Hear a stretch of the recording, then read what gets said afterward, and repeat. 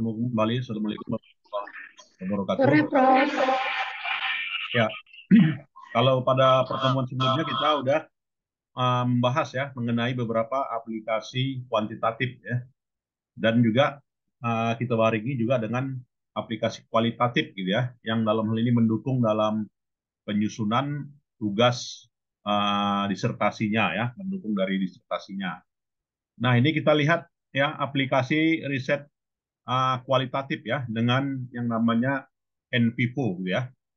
Jadi aplikasi kualitatif dengan NVivo ini gitu ya, ini lazim digunakan ya untuk membantu gitu ya untuk membantu menggambarkan karakteristik ya, karakteristik dari topik riset gitu ya, atau juga tema gitu kan, atau juga isu gitu ya, yang dalam hal ini terdiri dari berbagai sumber gitu ya.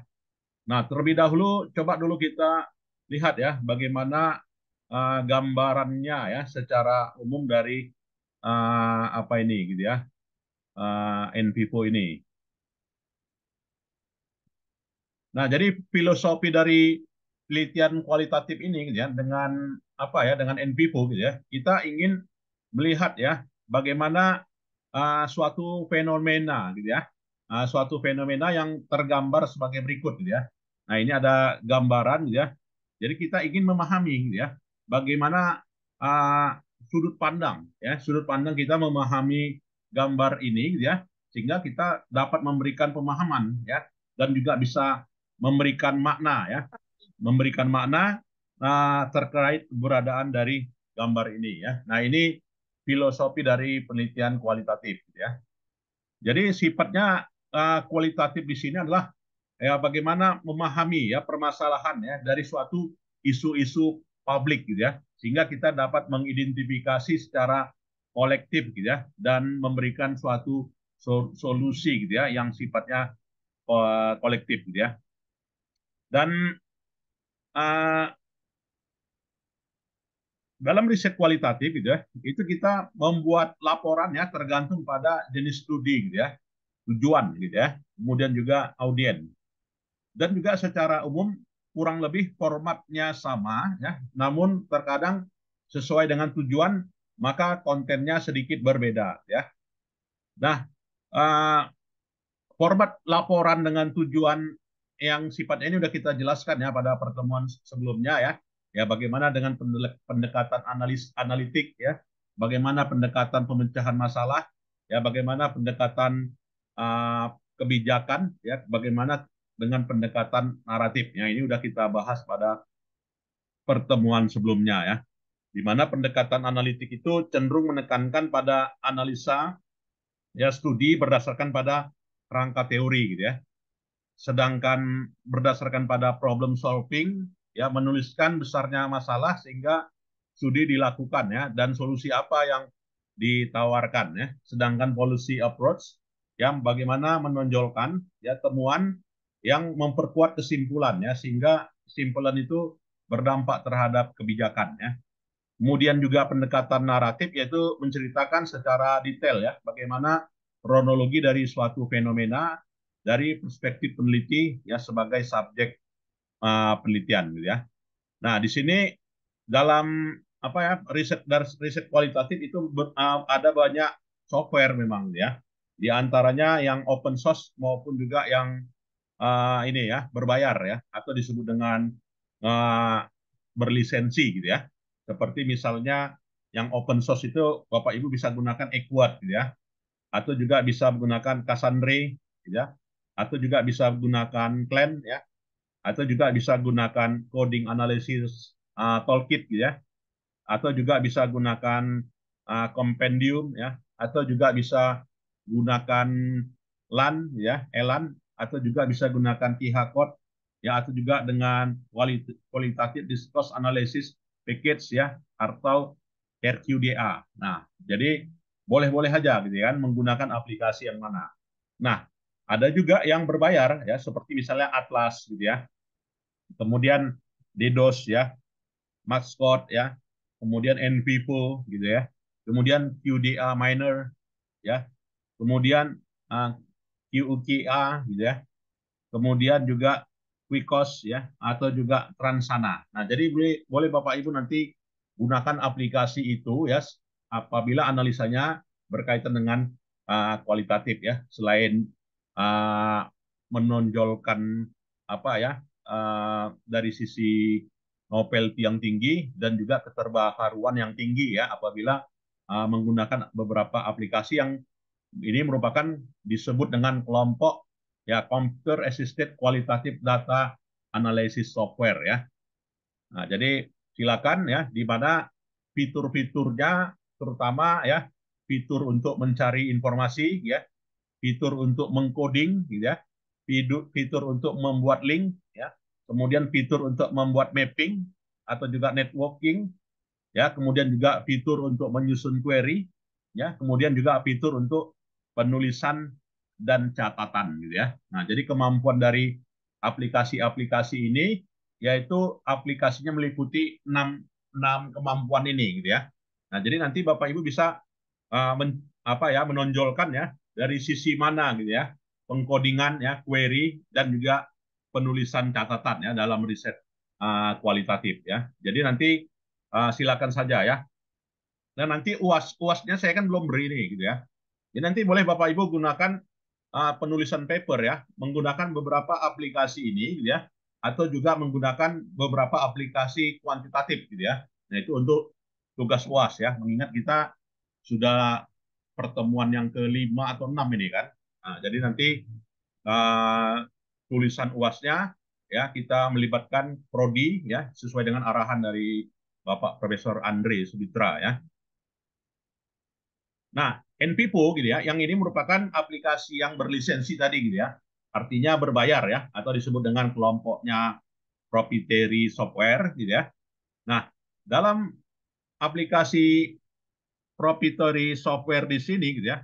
Ini ya kita lihat ya latar belakang NPIPO di sini dibuat tahun 1981 gitu ya oleh programmer Tom Rickard ya untuk membantu istrinya yang seorang peneliti kualitatif ya. Dan NPIPO di sini ya ini sifatnya non numerik ya artinya uh, merupakan apa ya sebuah pengindekan ya artinya mencari indeksasi ya dan juga mencari uh, mencari tema gitu ya yang disebut dengan non numerical unstructured data indexing search theorizing gitu ya. Dan evolusinya NPIPO itu sebelumnya adalah NUDSI ISD gitu ya. Selanjutnya menjadi PIPO gitu ya. Dan juga menjadi InPIPO ya. Jadi coding berdasarkan data yang nyata dan dialami partisipan selama berada di lapangan ya. Jadi ini menurut Strauss Glaser ya 1978 ya. Dan fungsi utama NPIPO ini adalah melakukan coding. Nah ini ya. Jadi hakikatnya NPIPO itu melakukan coding dengan efektif dan efisien ya. Yang dalam hal ini menggantikan coding yang dilakukan secara manual ya. Nah, jadi itu latar belakangnya kenapa kita pakai NPIPO ya. Jadi membantu proses coding ya, di mana coding itu merupakan salah satu tahapan ya dari riset kualitatif ya, Bapak Ibu. Apa saja kelebihan NPIPO ini? Ya, pertama bisa membantu mengolah data yang jumlahnya banyak. Ya, jadi karena kita dalam hal ini sumber data ya searching itu dilakukan apakah melalui media sosial gitu ya, apakah dilakukan melalui YouTube gitu ya, atau juga dilakukan melalui media yang lain. Nah, sehingga bisa diolah ya begitu banyaknya dengan NPIPO ini gitu ya. Kemudian mengolah data yang bervariasi gitu ya, mulai dari wawancara gitu ya, baik itu wawancara yang terstruktur atau juga tidak terstruktur, kemudian mengolah data hasil observasi lapangan, ya, kemudian mengolah data dokumen laporan, ya, kemudian mengolah data media sosial, nah, ya, baik itu dari Facebook, ya, dari Twitter, ya, dari WhatsApp atau juga dari LinkedIn. Nah, ini kelebihannya ya. Kemudian bisa mengolah data, yang mengolah sumber data yang berasal dari media elektronik, ya, mengolah data dari laporan penelitian online, ya, mengolah data dari video, nah, juga ya, dari video online atau juga dari rekaman peneliti, dari Walkman peneliti, ya, atau juga dari foto, gitu ya, atau juga dari spreadsheet SPSS, ya, atau juga dari Excel, gitu ya, atau juga dari aplikasi survei, ya, apakah dari survei Monkey, ya, atau juga dari Qualtrics, atau juga dari Google Web Form, gitu ya. Nah, ini kelebihannya dari NVivo ini. Selain itu, kelebihannya yang lain itu adalah mempermudah coding. Nah, ini ya. Jadi bagaimana coding itu mudah dari sumber data yang dari sumber informan, ya, dengan mudah kita coding, gitu ya. Kemudian mempermudah proses analisa data. Kemudian tidak perlu membuat matrik, ya. Jadi kalau manual itu buat matrik, ya kan. Nah, dalam NVivo ini tidak perlu membuat matrik.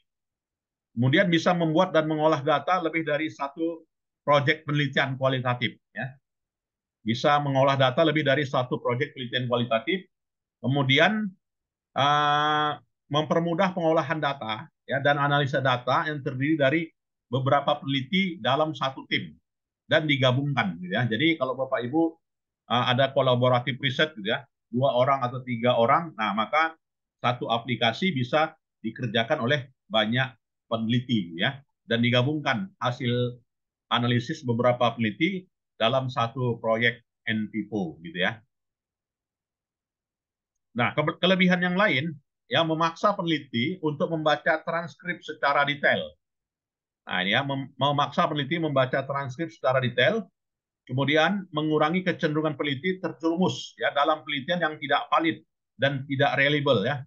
Ya, karena apa? Ya, karena adanya nilai kappa di mana nilai kappanya lebih dari 0,75, ya, yang menilai validitas hasil coding oleh tim peneliti, ya.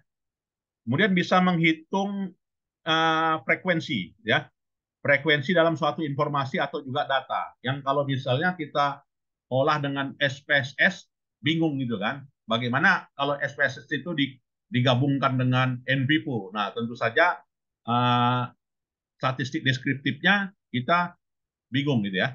Jadi jadi orang orang mau bilang gitu kan bahwasanya kalau dalam suatu disertasi dia menggunakan statistik deskriptif dianggapnya udah kuantitatif, salah gitu ya. Jadi apabila menggunakan statistik deskriptif, apakah statistik deskriptif atau juga statistik frekuensi itu bukanlah kuantitatif, gitu ya, tetapi itu hanya bagaimana menggambarkan deskripsi data. Nah, itu ya. Jadi jangan salah kaprah kita melihat kalau udah ada angka katanya kuantitatif, gitu ya. Salah, gitu ya. Jadi berkaitan dengan frekuensi, gitu ya, itu hanya sebagai suatu penyajian suatu informasi, gitu ya, atau juga data. Jadi bukan berdampak pada tipe atau juga jenis risetnya. Nah, ini yang orang salah kaprah. Kalau sudah katanya diolah pakai SPSS, jadi tabel statistik deskriptif, gitu ya, dapat dapat nilai rata-rata, dapat median, dapat minimum, itu katanya kuantitatif. Salah, gitu ya. Nah, ini yang banyak salah kaprah yang dilakukan oleh mahasiswa terutama, gitu ya. Kemudian kelebihan NVivo adalah bagaimana memisahkan data yang bersumber dari informan, ya, dari peneliti, dari data sekunder, ya, buku, ya, dari laporan hasil penelitian, ya, dari dokumen sejarah, dari artikel jurnal, ya, dari berita online, dari proceeding, ya, dari memo juga, catatan memo, ya, kemudian catatan lapangan, kemudian juga anotasi bibliografi, ya, kemudian jurnal harian peneliti. Nah, jadi bisa memisahkan data itu, ya. Apalagi ya kalau banyaknya orang menggunakan video gitu kan, apakah dari video YouTube, nah itu decoding langsung ya oleh NVivo. Kemudian mempresentasi hasil analisa data dengan model diagram. Nah, jadi output dari NVivo, Bapak Ibu, dilakukan dengan model diagram, ya. Artinya diagramnya apakah diagram pi gitu kan, apakah diagramnya batangan gitu kan, apakah diagram pencar, ya, scatter plot gitu ya. Nah, jadi output dari NVivo menyajikan hal itu, ya. Selain itu juga bisa membuat grafik, ya, membuat grafik dalam menganalisa hubungan, apakah hubungannya satu arah atau juga hubungannya simetri, gitu ya. Nah, ini kelebihannya NVivo. Ya, kemudian jenis data kualitatif dalam NVivo, baik data data internal berbentuk soft copy di dalam komputer, ya. Nah, jadi di situ menggabungkan mulai dari hasil transkrip ya, berarti kan suara ya, rekaman MPEG gitu kan. Nah, transkrip, kemudian catatan lapangan ya, kemudian temuan umum gitu ya. Bisa juga video atau juga rekaman audio gitu ya. Bisa juga gambar atau juga bisa komentar di media sosial ya. Artinya komen-komen orang di Facebook gitu ya, di Instagram gitu ya, atau juga di Twitter gitu kan. Nah, itu juga dirangkum oleh NPIPU. Ini data ya. Jadi data yang ditranskripsikan oleh NPIPU ya.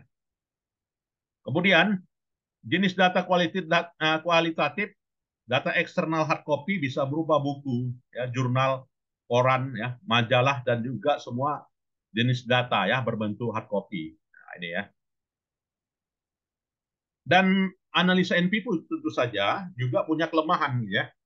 Nah, jadi artinya NPIPU itu bukanlah aplikasi yang melakukan analisa data sendiri secara otomatis ya. Jadi memang banyak dibantu gitu ya. Dan juga proses analisa kuncinya pada peneliti sendiri ya. Ya makanya riset kualitatif itu sangatlah subjektif ya. Jadi kalau transkrip wawancaranya kita ambil pada orang tertentu, kategori tertentu ya itu adalah subjektivitas peneliti gitu ya.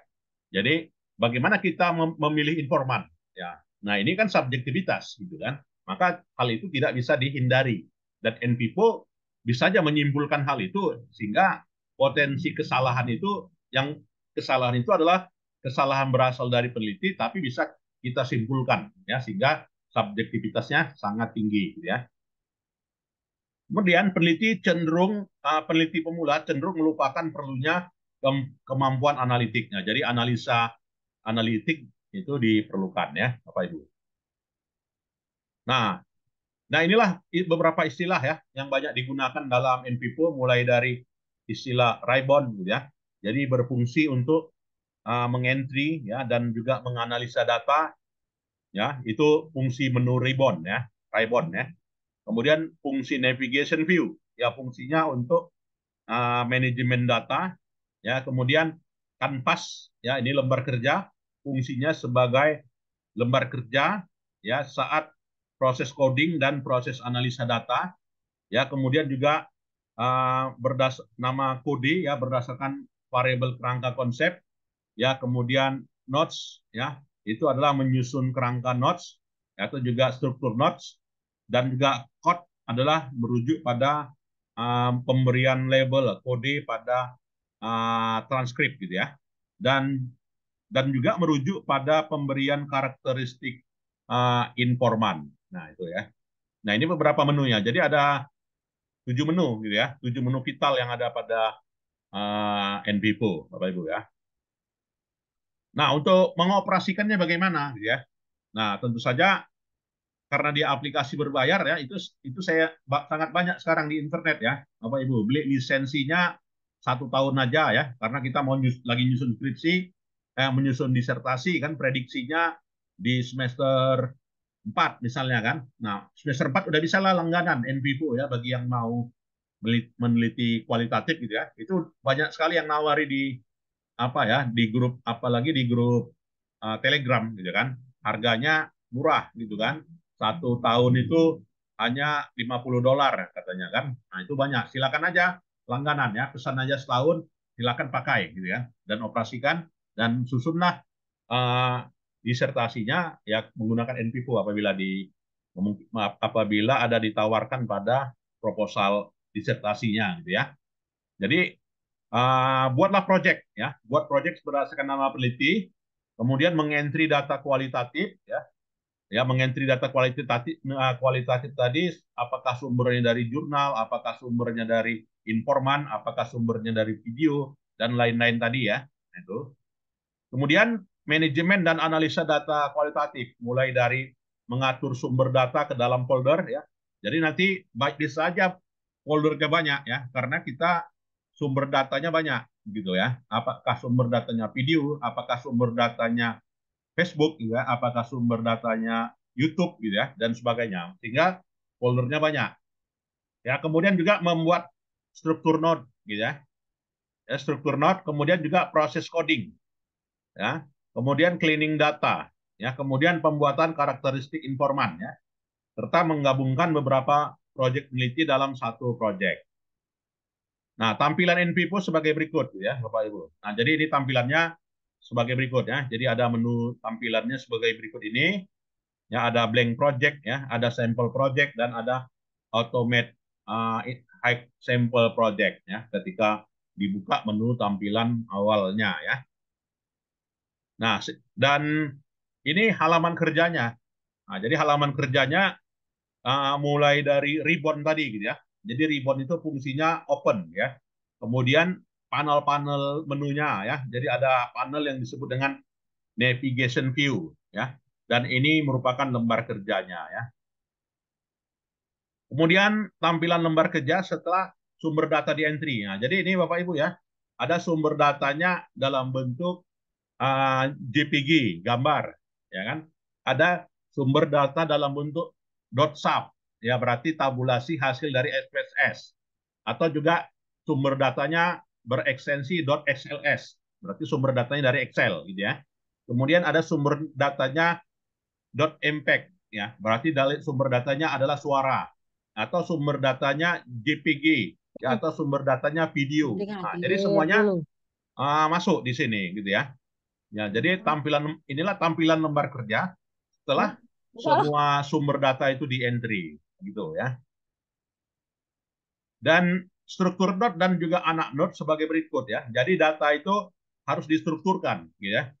Nah, jadi distrukturkan dengan kategori sebagai berikut, gitu ya. Nah, jadi ada strukturnya ya, tanggal berapa, jam berapa, gitu kan. Kemudian jenisnya apa, gitu ya. Nah, ini namanya struktur nodes dan juga struktur anak nodes ya. Dan hasil coding transkripnya gitu ya, setelah dikodingkan gitu ya, maka muncullah transkrip ya, coding transkripnya sebagai berikut. Nah, jadi pernah dirangkum ya berdasarkan rangkuman berdasarkan coding file ini ya, muncullah apanya ya, ya muncullah hasil codingnya. Ya, jadi ini hasil coding pertama, ya ini hasil coding yang kedua. Nah, jadi muncul ini sebagai jawaban dari permasalahan ya, jadi rumusan masalah.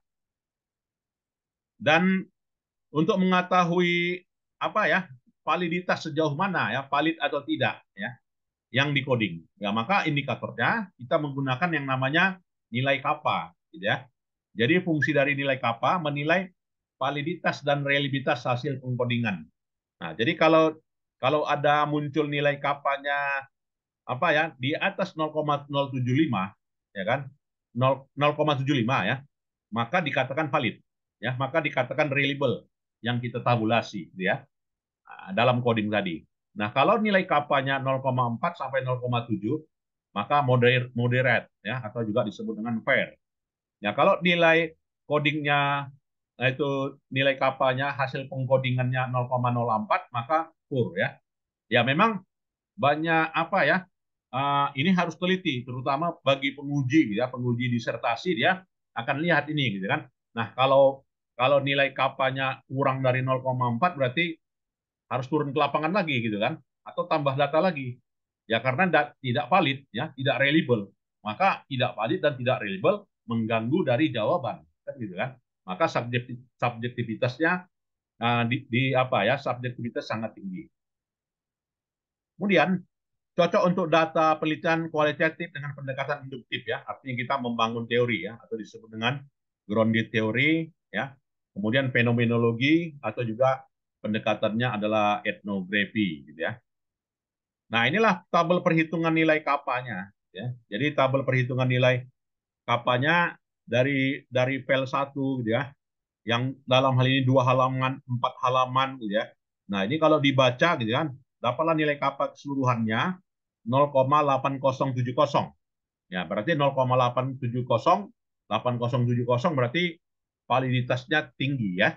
Reliabilitasnya tinggi. Nah, ini dikatakan tampilan kappa hasil dari coding tadi, Bapak Ibu ya. Oke ya.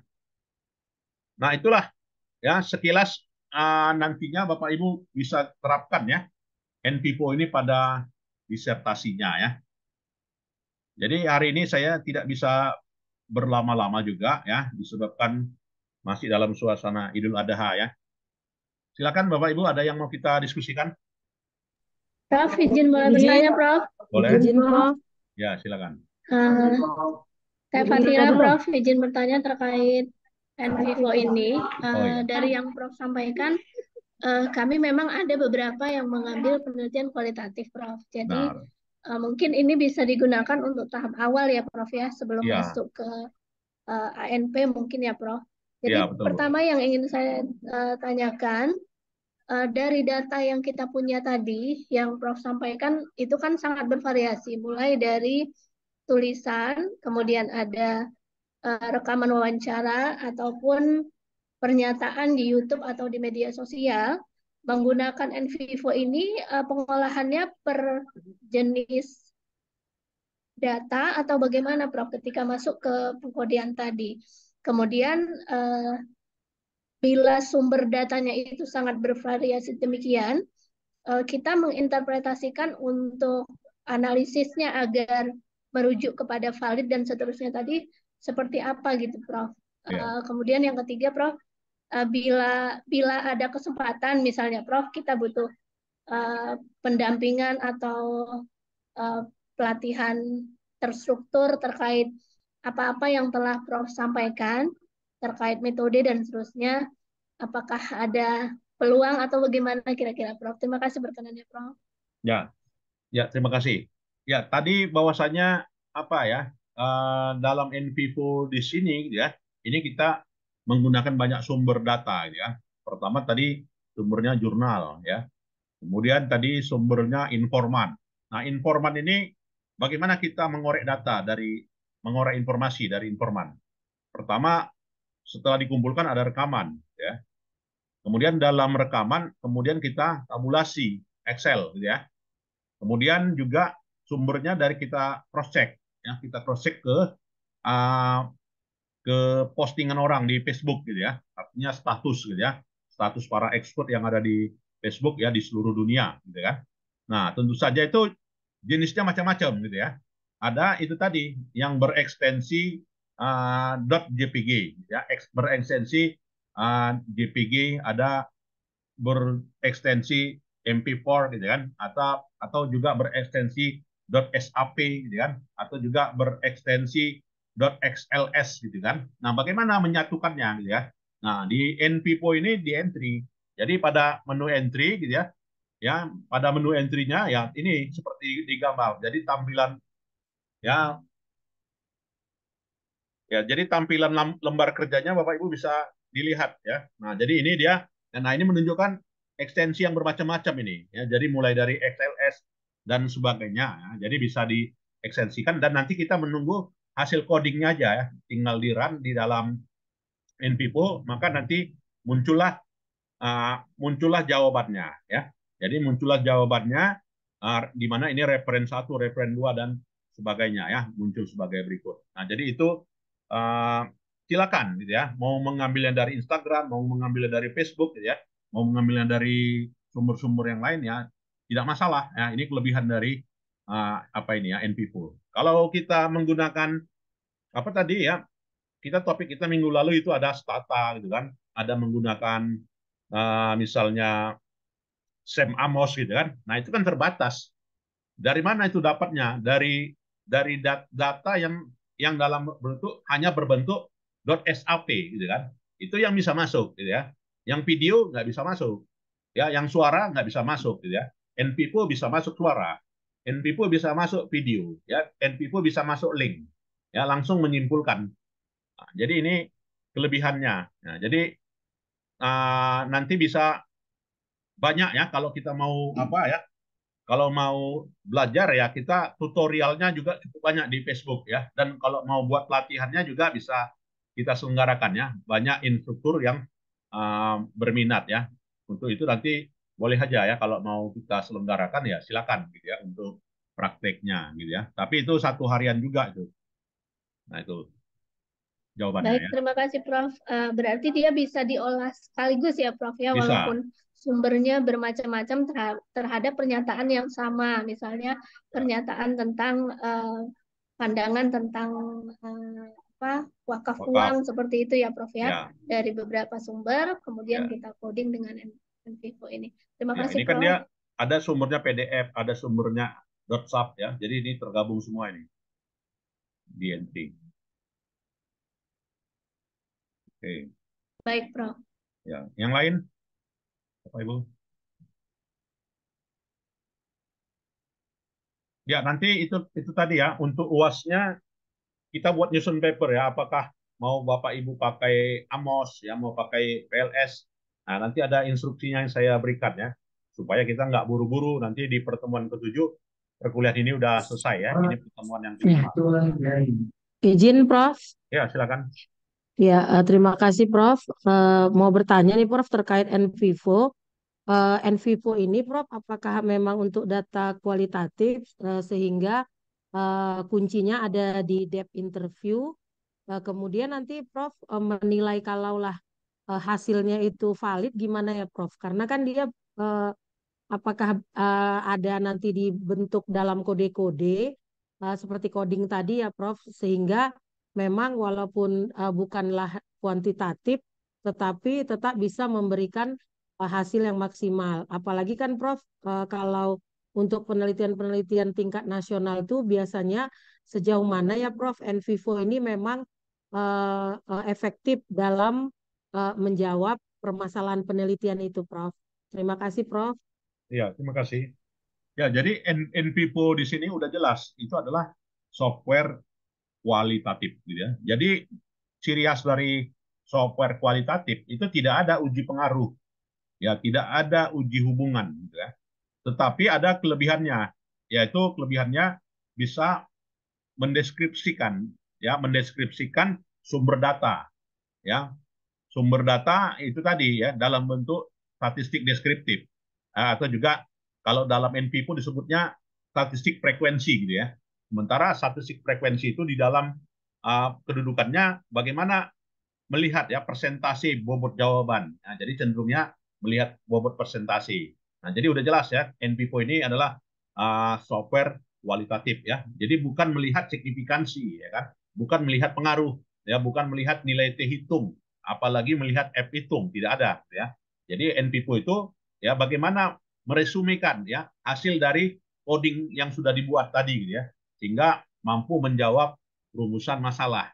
Ya, jadi rumusan masalah yang dijawab oleh informan ya, yang dijawab oleh dan diperkuat oleh beberapa sumber-sumber tadi gitu ya, apakah dari media sosial, Facebook, Twitter, WhatsApp dan sebagainya itu mengerucut jawabannya ya, dan mampu menjawab. Nah, sehingga NPPO ini merupakan software kualitatif. Dan nantinya sumber wawancara, observasi, dokumen laporan, ya, laporan penelitian online. Nah, itu tadi diuji ya, diuji dengan nilai kapanya gitu kan. Jadi nilai kapanya tinggal kita klik ya. Kapanya tadi kalau di atas 0,75 berarti wawancara kita bias gitu ya. Observasinya bias. Laporannya juga bias. Maka bagaimana caranya? Caranya carilah informan yang memang tidak gitu ya, yang memang kalau ahli perbankan syariah dia memang orang ahli perbankan syariah gitu kan. Nah, ini karakteristik dari kelebihan NVivo ya dalam pengolahan datanya. Jadi hanya dia bisa statistik deskriptif ya, tidak bisa uji pengaruh. Nah, ini ciri khasnya. Ya, terima kasih, Prof. Ya. Silakan Bapak Ibu, ada yang lain? Ya, kalau tidak ada, saya kira itu saja dan nanti videonya saya share ya untuk sebagai bukti bahan perkuliahan ya. Terima kasih. Selamat sore. Baik, terima Assalamualaikum kasih, warahmatullahi Prof. wabarakatuh. Terima kasih, Prof. Assalamualaikum. Assalamualaikum, Prof. Assalamualaikum, Prof. Prof. Terima kasih Prof. Assalamualaikum Prof. Selamat Hari Raya Idul Kasih Adha. Bu. Ya, selamat hari raya Idul Adha ya. Banyak makan daging ya, Bu ya. Foto, Iya, Pak. Iya, Prof. Kasih Budin. foto Prof. Alhamdulillah ya, Bu. Kasih Saya Prof ya. lagi pulang kampung nih di kisaran. Prof. Itulah ya, Terima kasih, Prof. Ya, terima kasih Bapak Ibu Ada boleh foto. meninggalkan ruangan. Kasih Prof. Assalamualaikum warahmatullahi wabarakatuh. Waalaikumsalam.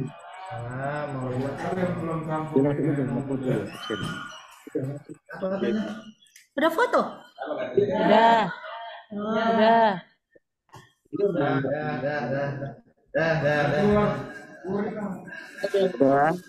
Izin keluar Baik, ya. Prof.